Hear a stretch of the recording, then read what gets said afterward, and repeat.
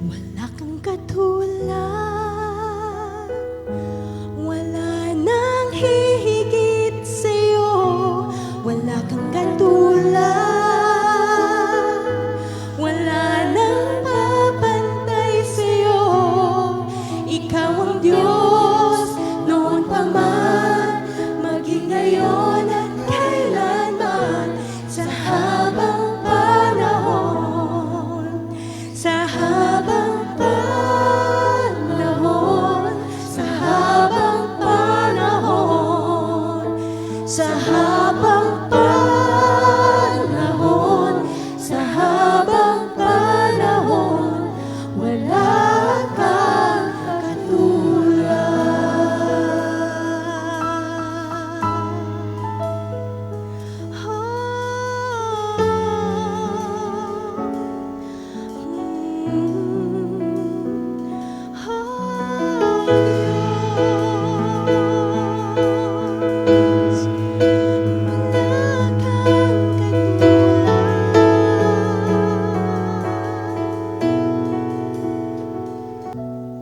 Tayo po ay manatili sa kalagayan ng panambahan sa Panginoon habang ating pong kinukuha ang the bread and wine. Ngayon po ang araw na kung saan bawat isa ay magkakaroon ng pakikibahagi sa okasyon pong ito. At nais ko pong tayo manatiling nakatayo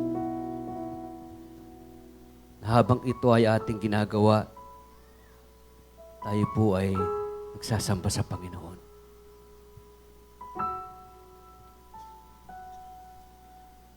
In 1 Corinthians chapter 11, verse 23 to 26, it says, "For I received from the Lord that which I also delivered to you, that the Lord Jesus, in the night in which he was betrayed, took bread. And when he had given thanks, he broke it and said, 'This is my body, which is for you. Do this in remembrance of me.' In the same way, he took the cup also after supper, saying, 'This cup is the new covenant in my blood. Do this as often as you drink it in remembrance of me. For as often as you eat this bread and drink the cup, you proclaim the Lord's death until he comes.' We know for a fact that every time we come and celebrate the breaking of bread, we are always commanded to remember this event." Ito pong pangyayaring ito na kung saan tumutukoy na ang tinapay tumutukoy sa katawan ng Panginoon that was crushed, beaten, torn down. That the wine that signifies the life and blood of Christ poured down. Many have thought that this breaking of bread speaks about the unfathomable, immeasurable, incomprehensible love of God towards mankind. Naiisip po natin, at marami ang nag-iisip na ito raw ay nagpapahiwatig ng walang hanggan,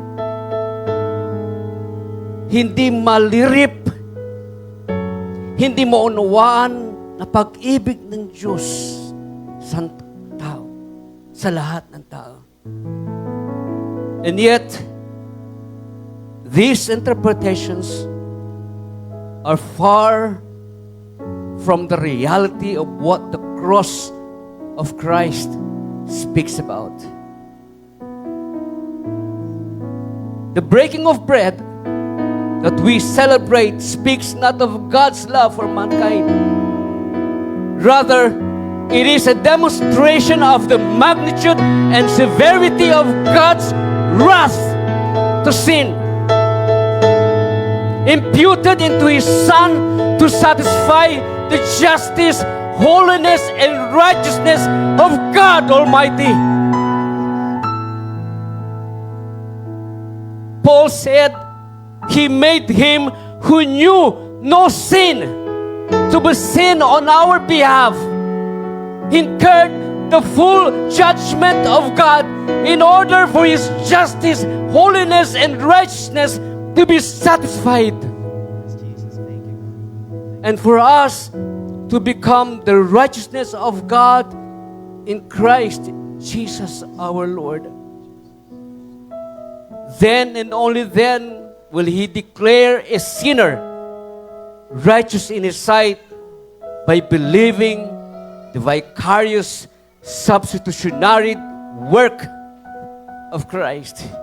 Then and only then will His love, mercy, grace can be experienced by a sinner who will put his trust on Jesus.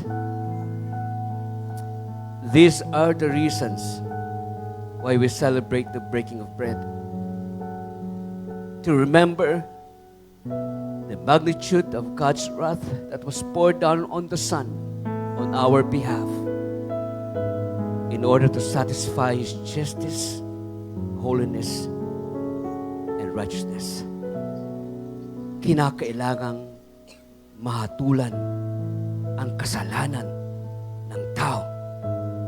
At ang kasalanan yan ay dala ng ating Panginoon. At ang krus sa Kalbaryo, ang kapahayagan ng puot ng Ama sa kasalanang dala-dala ng ating Panginoon upang ito'y hatulan, upang sa ganun tayo na mananalig at magtitiwala at manampalataya sa ginawa ng Panginoon ay magkaroon ng kaligtasan sa kasalanan at kamatayan.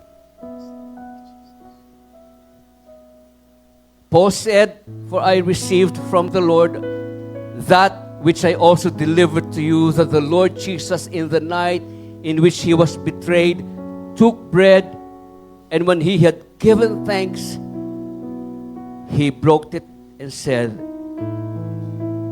'This is my body, which is for you.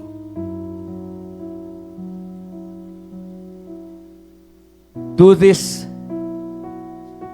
in remembrance of me.'" Let's partake of the bread.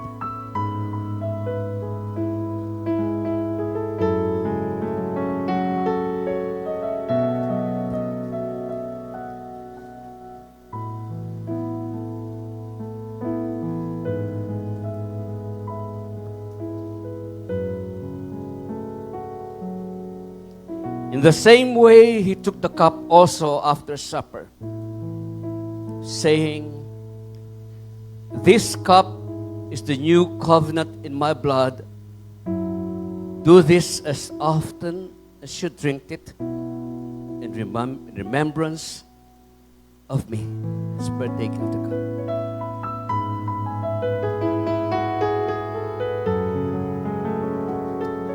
Tayo po ay yumuko at tayo manalangin sa Panginoon.